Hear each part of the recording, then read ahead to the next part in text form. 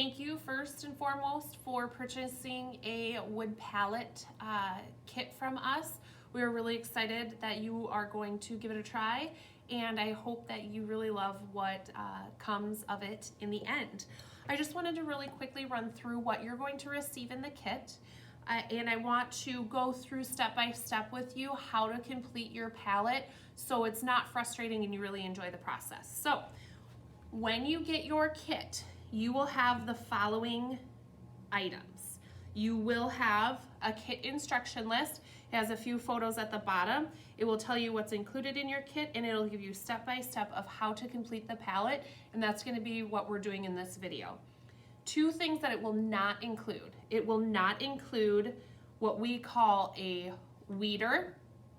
Okay, so this is just something with a sharper end to where we can help get the stencil off at the end. It will also not include what we call a squeegee. So in place of a weeder, tweezers work wonderfully, or a pin, okay?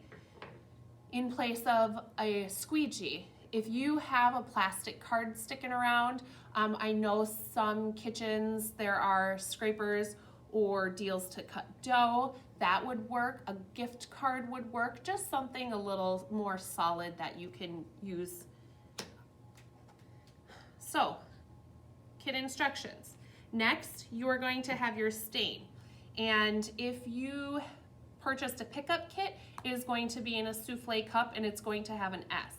If you purchased a kit and it was shipped to you, it is going to be in a little packet that looks like a ketchup packet, something like that. It'll have an S and the number, and that's the stain color that you registered for, okay?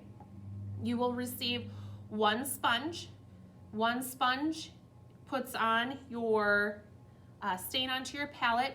These can be washed, so if you have multiple colors, go ahead and rinse them out with warm water, and then just make sure to get all of the water out of the sponge before going to the next stain color and palette, and just dabbing that off or squeezing it in a paper towel will work wonderfully. Okay, you are going to have MP, that is your Mod Podge. Okay, this is watered down glue. You are going to have the paint colors that you registered for. Again, if you have a pickup kit, they're going to be in souffle cups. If you have a kit that was shipped to you, they're going to be in sealed packages. You are also going to have what we call our dabbing sponges. This is how you are going to get your Mod Podge and your paint on at those steps, and I'll show you that. You will have your stencil. This will already be weeded for you, so it will come, and anywhere where there's white, that is where the paint is going to go. We also have the clear transfer tape already on the top of it, so transferring it onto your palette will be easy. All right. And finally, the piece that all this is gonna come together on, your piece of wood, okay? So, setting my instructions aside, I'm going to start with my stain. Open that up. When you are staining and painting, the number one rule is less is more, okay? You are gonna receive far more stain and paint that you are going to need for one project, so don't feel like you have to use it all, okay? On our palettes, we do have a back and we have our logo on there.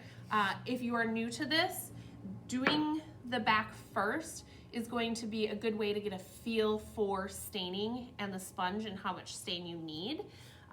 If it's going to be a shelf sitter, I would recommend staining the back so that if somebody walked into a room, the whole palette is that same color and it's not drawing their eye to the back of it. If you're not going to do the back of your palette, start with your sides. But I am going to do the back of my palette. So what I'm going to do is I'm just going to lightly dip into my stain, and you don't need a lot, okay? I'm going to put it onto my palette, and you can see here that that looks really wet. So before you dip in and get more, you're going to rub this completely in, okay? A lot of people like to stain like this, and you end up using a lot of stain that way. Lay your sponge brush down this way and just glide it back and forth. Now we're staining, not painting. What that means is you want to see the grain of the wood. And if you go with the grain of the wood, your stain is going to go on much nicer. The reason that you want a thin layer is that at the end, if it's too thick and it looks more like paint, when you go to pull this vinyl off, that blue sticker is going to stick to that stain and that's gonna lift off. It's gonna get real speckly. And a lot of people, their first reaction is to grab a paintbrush or the sponge and try to fill that in.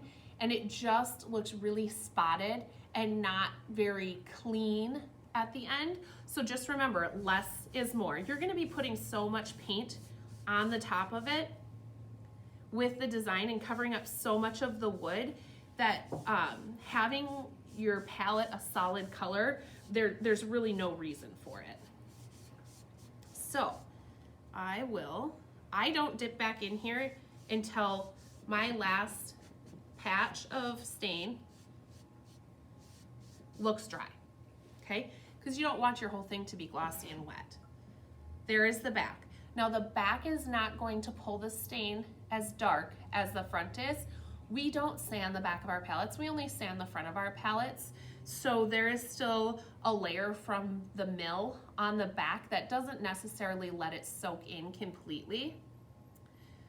I'm going to move on to my edges. Some people, when we do this, don't like to get dirty. You're gonna get dirty, okay? It's all water-based. It cleans up with soap and water. Our stain is a water-based stain. The paint that we send with is a chalk-based paint. So it all cleans up really nicely with water.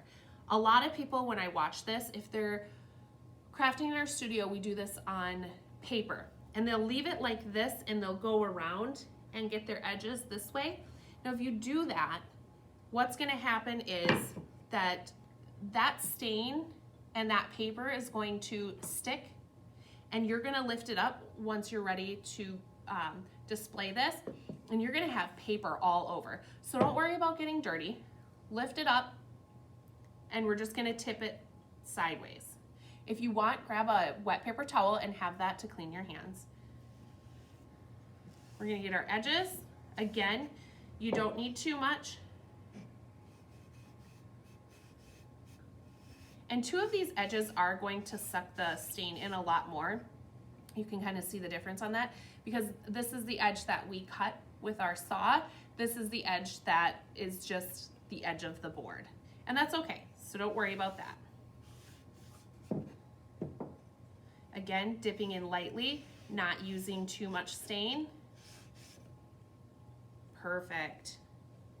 Okay, you can lay that down. We're gonna get the front of this stained. Again, you're only gonna use probably 2 at most dabs into your stain, and you will have so much left over for another project. So back and forth, back and forth. You can tip that brush over to soak up some of that stain.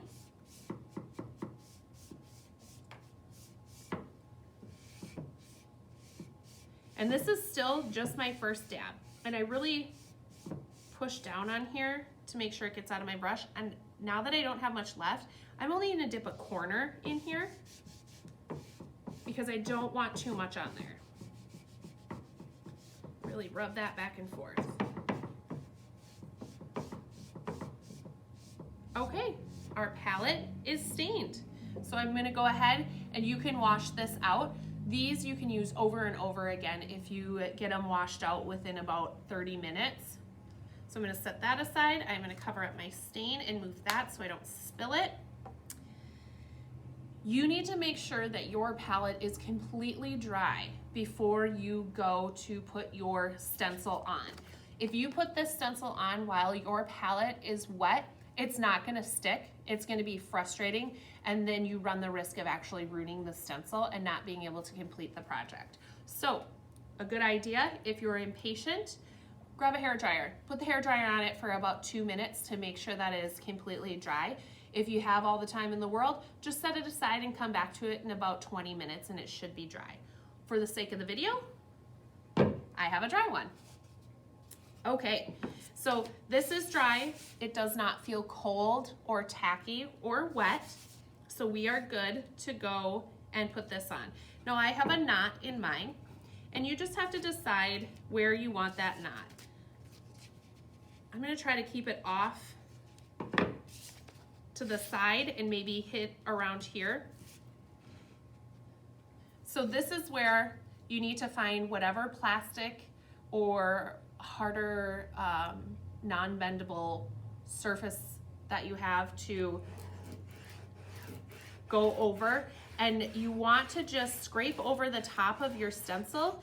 And the reason you're going to do this is because we want all this blue to stick to the clear transfer tape, so that when we take the backing off and this is sticky, everything stays exactly where it is supposed to stay. So you're not having to try to fit piece by piece into there, okay?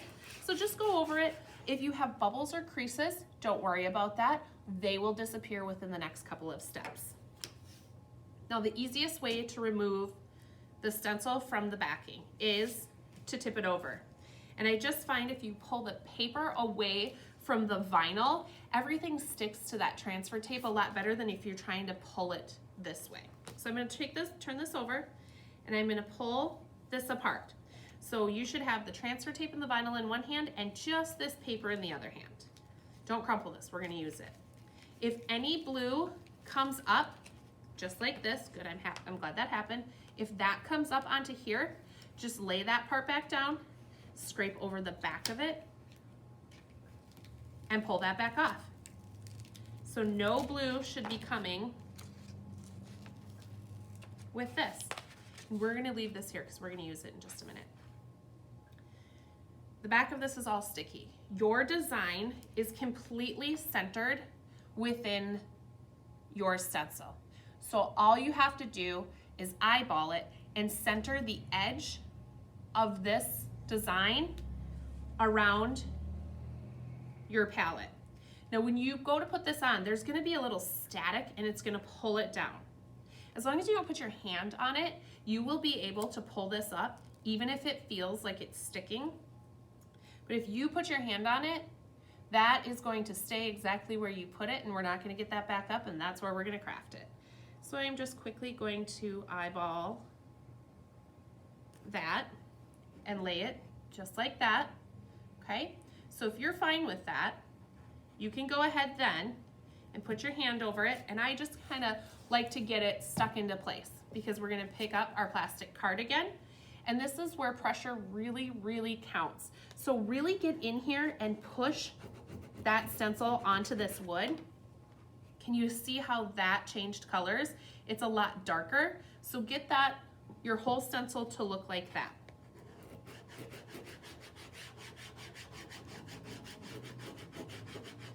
Really focus in on the center of your letters so that those don't come up.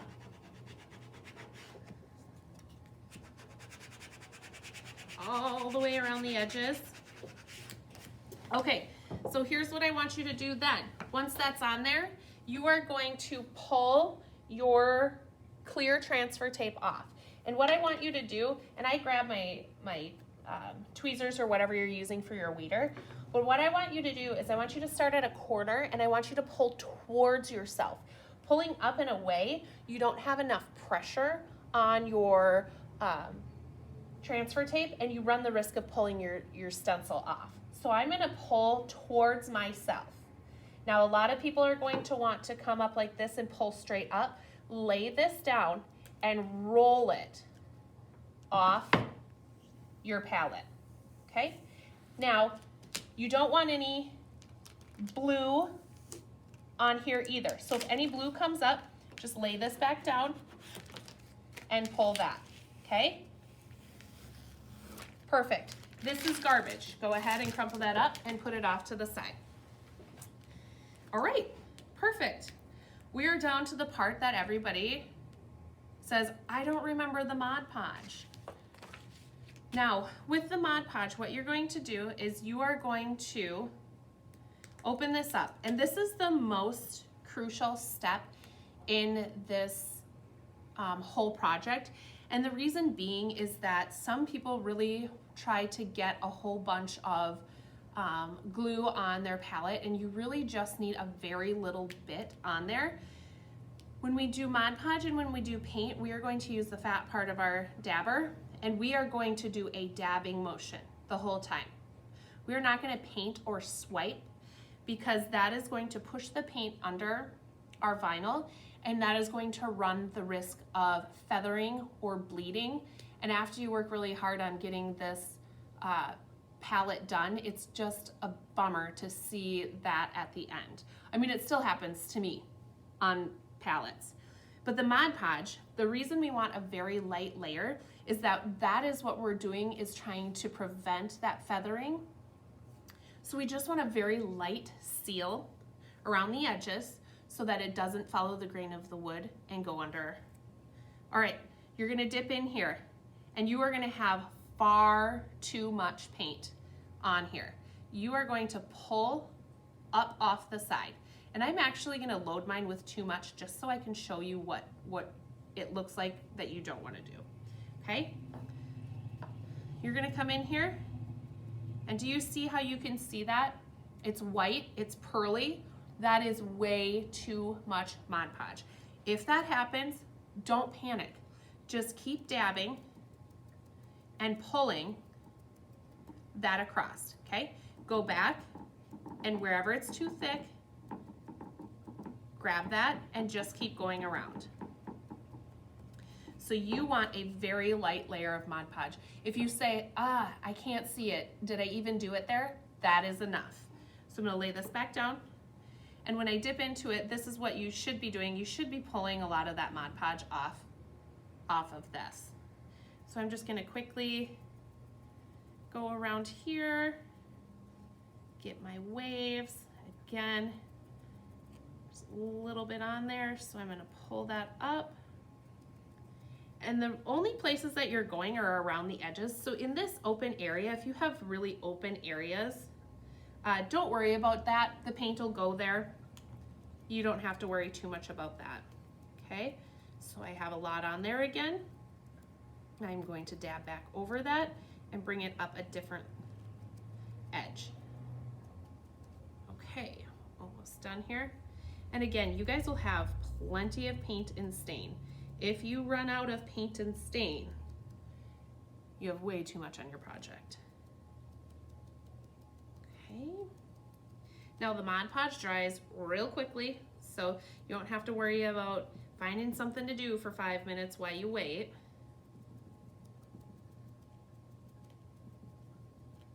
Perfect. There is that. I'm going to cap my Mod Podge and set that aside. Now with your dabber that you had the Mod Podge on, you can use that for one of your paint colors. The fact that there's a little Mod Podge on there, that won't do anything to the project. I am now gonna grab my piece of paper. I'm just gonna stick it right over here. And I wanna show you a few techniques that you can do. A lot of people just put one color in every area. I want to show you kind of an ombre look and how to blend them, just in case that's something you want to do. Now I'm gonna start with my blue because I'm gonna do my bottom and I want my water to be blue. So I'm gonna go ahead and open that up. Again, dip in here. You're gonna have too much. You can, one, take a swipe off the side, and then over here, this is where I like to dab and offload a little bit of that paint because you don't want a ton on there. I'm gonna do my first layer where that water is. Now on some of these stencils, I don't give you a lot of room for error along the edge. Two things can happen. You can put a little painter's tape over it or a little masking tape, that's fine. Or just be aware of where the edge of your sponge is. If you would happen to go over the edge, don't panic. Get a wet paper towel, damp, not wet, damp, and just go ahead and wipe that off. And then when you take the stencil off, you can go ahead and take a damp paper towel again and pull the rest of that off. My first layer is nice and thin. We don't have a lot on there. We're gonna let that dry, and that's okay that it's spotty. I'm gonna set that aside. I am going to do Lake Life in white. So I'm gonna open that, I'm gonna grab a new dabber, dip in there too much, pull off, offload. Now I'm gonna go over those letters, okay?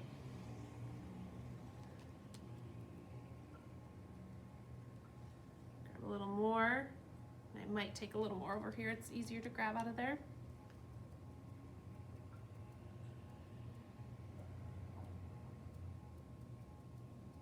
So when you're looking at the palette and wondering if you have enough paint on there, you just want to make sure that when you look around the design, that the edges of them on your second or third and final layer, that your edges of them are full.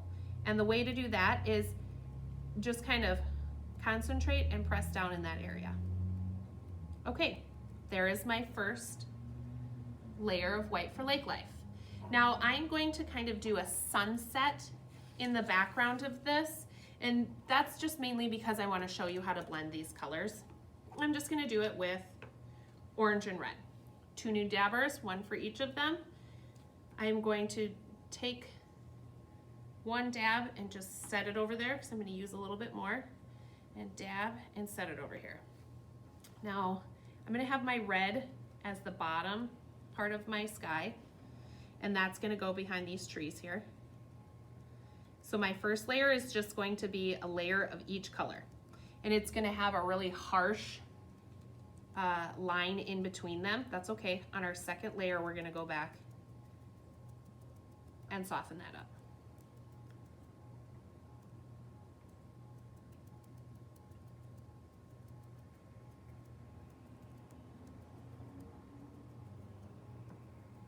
Okay, and then my final color, while those others are drying, is my orange. Now, on some background colors, dark background colors, the white, the orange, the yellow, they're gonna maybe take 3 layers instead of 2. Those colors are a little more transparent, so it just takes a little bit more, but don't get too aggressive with it. Really just give it time to dry. And I pulled a little bit of red up in here by accident. That's okay, don't panic about that. Just let that dry and you can cover that color up, okay? While waiting for it to dry, it's really important to wait until it looks like a flat or matte sheen on your palette, because if you try to put a second layer on while your first layer is really wet and glossy, what's gonna happen is you're actually gonna pull the paint off instead of putting the paint on. So just be patient with it. One tip that I do want to tell you is when you are doing this, never use a hairdryer while your blue stencil is on your palette. What that is going to do is it is actually going to make the paint fuse to the vinyl, and when you pull that off, your lettering is actually going to come with it. So be patient, let it completely dry, and then go on to your next step. So as you're playing with those colors, you can normally, as long as it doesn't look glossy, right after you get that last color on, go back to your first one. This is definitely dry, so I am going to cover this with a second layer. Now this blue is an amazing blue. It covers so nicely. So I already know that I'm only going to need 2 layers of this.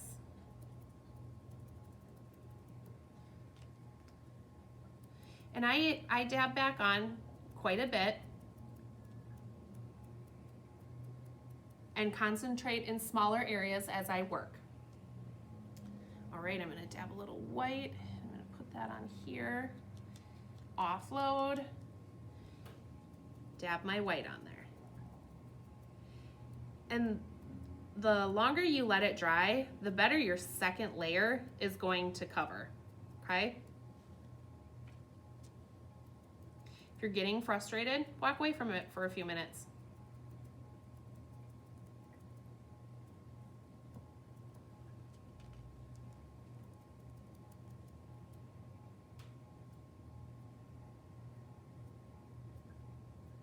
And I'm just trying to get right up in here. I have that real close. Again, just be aware of where you're dabbing. I kind of rock back and forth a little bit. Great. I am happy with that, so I'm going to leave it. A couple of my edges, I just need to push down a little more. Okay, I'm happy with that. Now to come back up and do the mixture of the ombre. This is really fun. I enjoy this. It can be a little challenging for some, but you just kind of got to keep working back and forth. So I'm going to get my second layer of paint down towards the bottom here so I don't have to worry about that again. Add a little more here.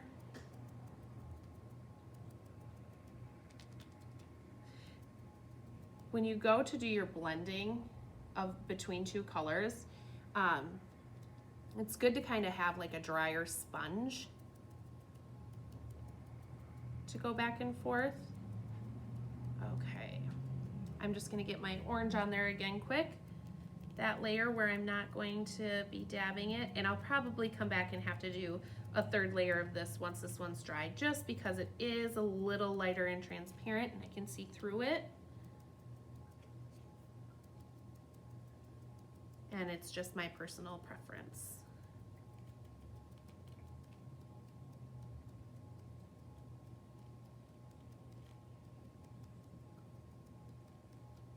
Okay. So I'm going to keep one of those orange sponges real clean.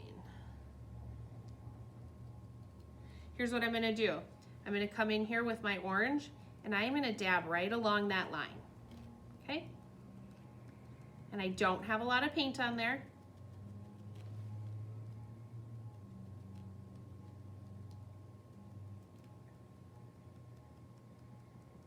So I soften that line. Now I'm going to offload a bunch of my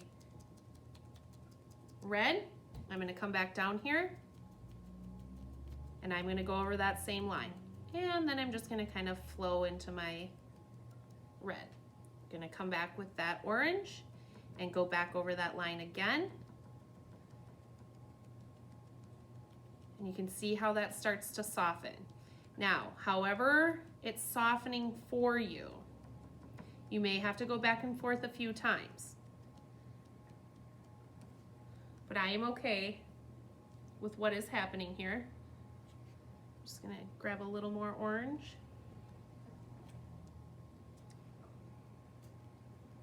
Go back through here, go into my red.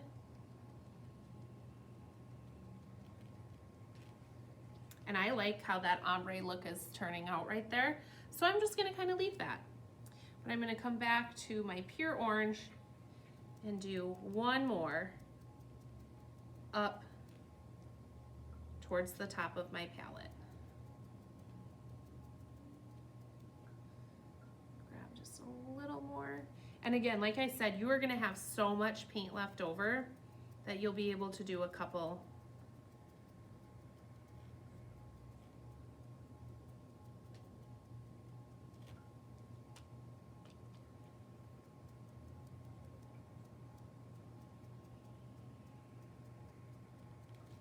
Okay, I think I am happy with that sunset.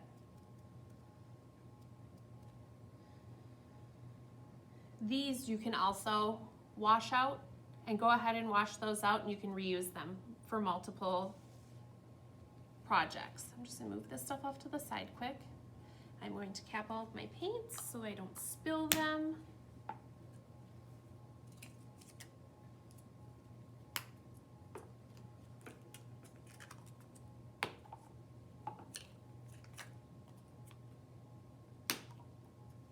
If you guys have a shipped kit and you have them in the little packets, just snip a corner of your packet and squeeze out what you need. And then if you have a flat iron or something that you can heat up, you can actually seal those back shut if you want to. All right, we're gonna take this off. This is where you're gonna grab your tweezers and you are gently going to just kind of lay this sideways and pick at this.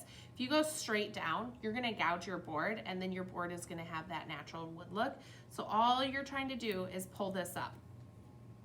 Now as you're doing this, people tend to use their fingernails to try to pull it up, and I'm gonna encourage you not to do that because your fingertips will be dirty from painting, and if you go and grab and pull, you're actually gonna glide that paint along here and you're gonna get a lot of smudging on your palette, and that's a bummer too.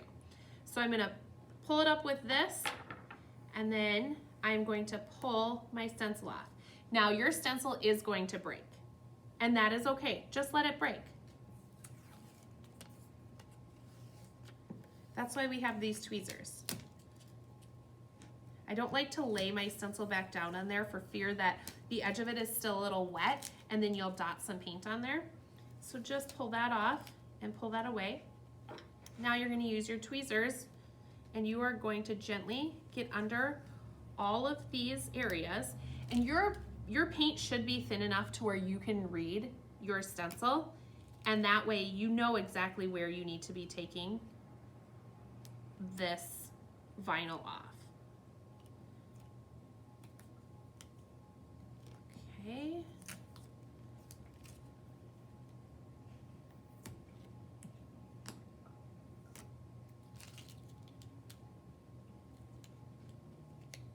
So anywhere where it looks bumpy or it has a ridge, that is all vinyl that needs to come up.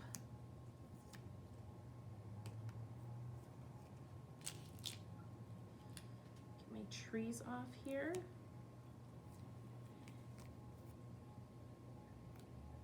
And isn't that cool how that looks like a sunset in the back? I love that. So gently, just try to nudge these center pieces up to pull them out. If you're struggling with one, move on to a different one and come back to it, okay?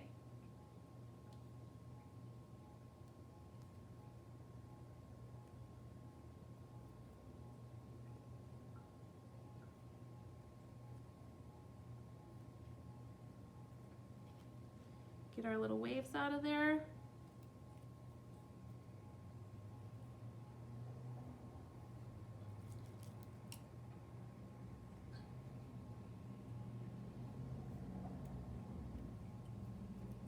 And if you have anything on the edges that you need to use a damp paper towel to clean up, go ahead and do that. But that is how you make your wooden palette. Thank you guys.